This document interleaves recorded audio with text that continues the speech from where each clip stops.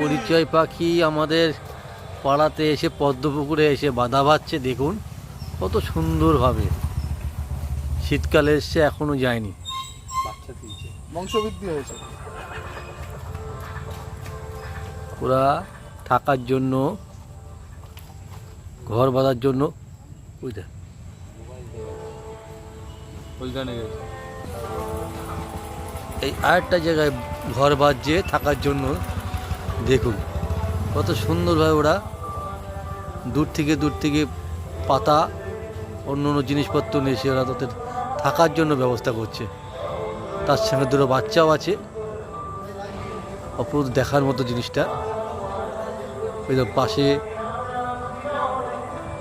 বাচ্চা আছে।